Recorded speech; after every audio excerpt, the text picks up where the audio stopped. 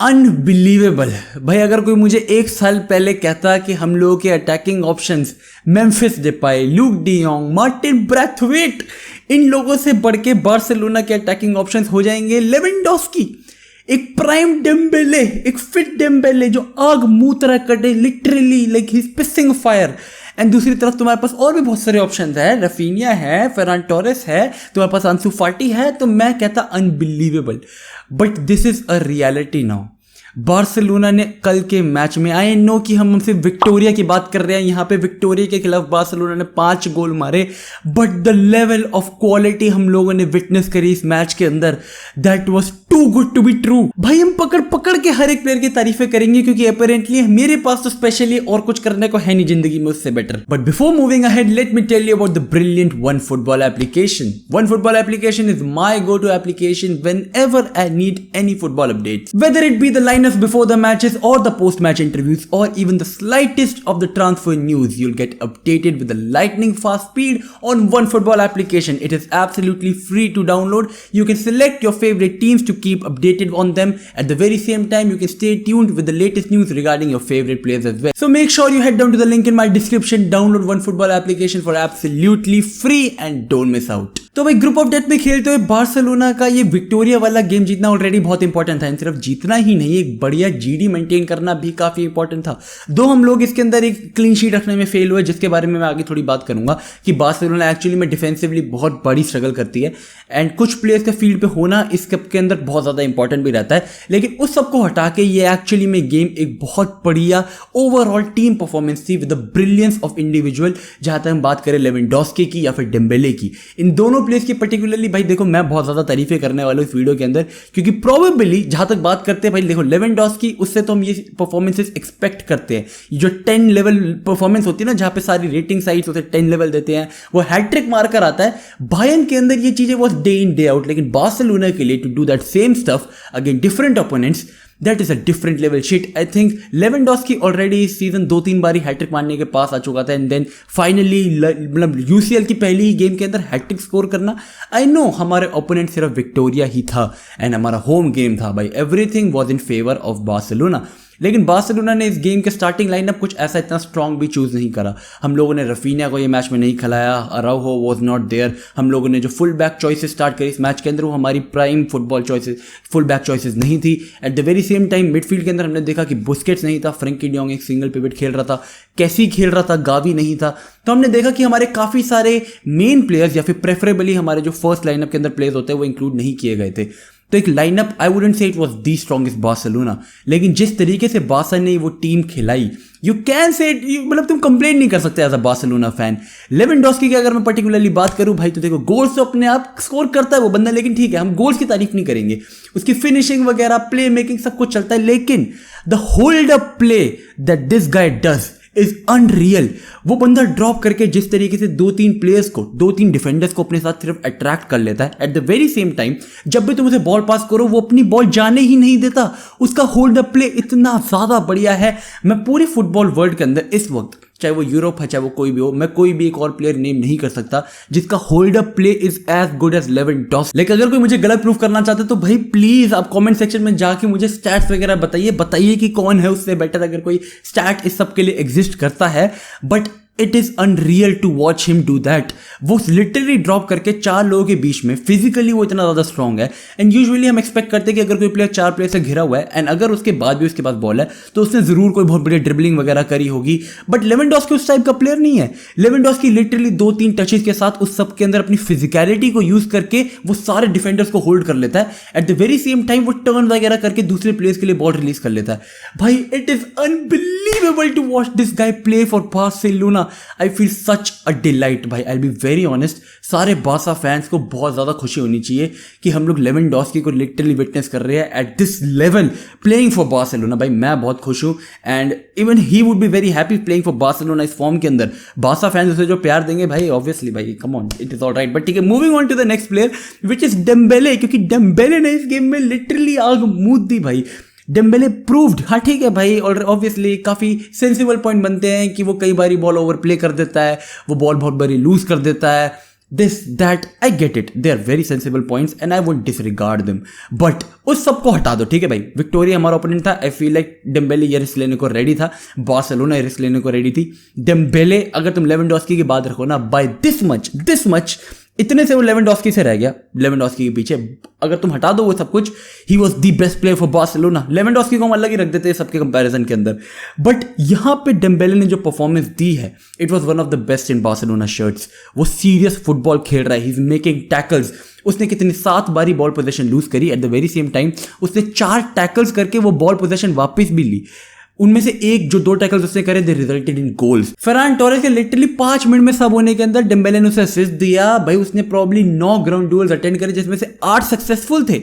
उसकी majority of dribbles was successful, he was the best passer. अगर हम हमारे फ्रंट 3 की बात करें तो भाई ब्रिलियंट गेम फ्रॉम डेम्बेले। भाई यहाँ पे उसने सीरियसली दिखाया कि वो किस कैलिबर का फुटबॉलर है। एंड आई नो कि विक्टोरिया ही थी and defenders probably would have been better. एक डिफेंसिव एबिलिटी के जो प्लेयर्स होते हैं for a team like Bayern या फिर इंटर फॉर एग्जाम्पल, वो दूसरे प्लेयर के पोजीशन को इतने ज़्यादा ड्रिबल करने नहीं देते या फिर इतने पोजीशन एंजॉय नहीं करने देते, फाउल्स कमिट कर देते हैं, जो कि हम नहीं देख पा रहे थे इतने ज़्यादा विक्टोरिया की तरफ से। लेकिन अगर तुम वो सब कुछ हटा दो, even then Dembele was playing very good. उसके 1 टच पासेस टू अदर, जिस तरीके से वो 1-2s खेल रहा था सबके साथ, फ्रैंकी डियोंग के साथ स्पेशली, जिसकी अगेन बहुत बढ़िया गेम गई भाई। No complaints at all, no complaints absolutely. भाई डेम्बेले को डिफेंसिव कवर देने में आज कुंडे ने बहुत बढ़िया काम करा, like he was brilliant in this match. उसके अलावा Christensen was good as well. यहाँ पे अगर मैं बात करूँ सर्जी रोबर्टो, जिसने मैच स्टार्ट करा लेकिन फर्स्ट हाफ के बाद एक नॉक की वजह से प्रॉब्लम उसे सब कर दिया गया, तो आई बिलीव उसकी भी गेम काफ़ी बढ़िया जा रही थी। इन ओवर भाई I be very honest, Jordi Alba की जो हमारा इकलौता गोल आया उसके अंदर तुम कह सकते हो जॉर्डी अल्बा की गलती थी। He was literally kneeling at that moment जब वो गोल आया, तो तुम कह सकते हो हाँ भाई डिफेंसिवली जैसे वो पुअर रहता है फिर से वो रह गया। बट आई फील लाइक अब वो हमारा वैसे भी he is not our first choice left back either way. तो अगर उस हिसाब से तुम देखोगे तो चलो ठीक है, लेट इट पास। उसकी वैसे उसके उस एक इंस्टेंस के अलावा उसकी game was actually fine, like nothing to make a shout about that. लेकिन अगर फिर मैं वो हमारी मिडफील्ड के ऊपर, तो भाई I was expecting Frenkie de Jong कि वो फाइनली एक सिंगल पिवट के अंदर या even if he place double pivot with कैसी तो एक बढ़िया performance they, and I am very happy. उसने कोई भी गलत, मेरे ओपिनियन में कोई भी गलत स्टेप नहीं रखा। He did keep a foot wrong and proper तरीके से उसने जिस तरीके से बॉल रिसाइकलिंग वो कर रहा था, जिस तरीके से वो बॉल वापस विन कर रहा था, बॉल डिस्ट्रीब्यूट कर रहा था, ऑब्वियसली जो काम बुस्केट्स करता है वो बुस्केट्स वाले रोल में नहीं कर रहा था। He was doing much more different work. वो बॉल बहुत ज़्यादा कैरी कर रहा था। बुस्केट्स एक जगह खड़े होकर बॉल डिस्ट्रीब्यूट करना जानता है। Frenkie on the other hand अगर उसे तुम बॉल दोगे तो वो बॉल लिटरली कैरी करना प्रेफर करता है बहुत बार, तो वो बहुत बारी आउट ऑफ पोजीशन हो जाता है। लेकिन क्योंकि यहाँ पे हम लोग प्रोबेबली विक्टोरिया जैसी टीम को फेस कर रहे थे तो हम लोगों को इसके कॉन्सिक्वेंस नहीं झेलने पड़े। लेकिन all over Frenkie de Jong had a great game. Pedri on the other hand had a great game as well. Kessie के बारे में आई नो लोग बोलेंगे कि वो काफ़ी ज़्यादा गायब था, लेकिन he was doing a lot of box to box work for Barcelona. I think Frenkie de Jong को सबसे ज़्यादा सपोर्टिव जो ऑप्शन मिल रहा था पासिंग के लिए, दैट वॉज कैसी। एंड कैसी का प्रॉब्लम वही रोल था कि भाई देखो फ्रैंकी डियोंग को और कोई रोल मिले ना मिले, और कोई बंदा मिले ना मिले पास करने के लिए, कैसी हमेशा मिलना चाहिए, कैसी वो काम कर रहा था। इसके अलावा प्लेयर्स ने ऑफ द बेंच जैसे कि मेम्फिस डेपाय, फेरान टोरेस, इन्होंने काफ़ी अच्छा काम करा। Even Gavi coming of the bench, Pablo तोरे कमिंग ऑफ द बेंच। तो मेरे पास एक भी % कोई भी कंप्लेंट नहीं है।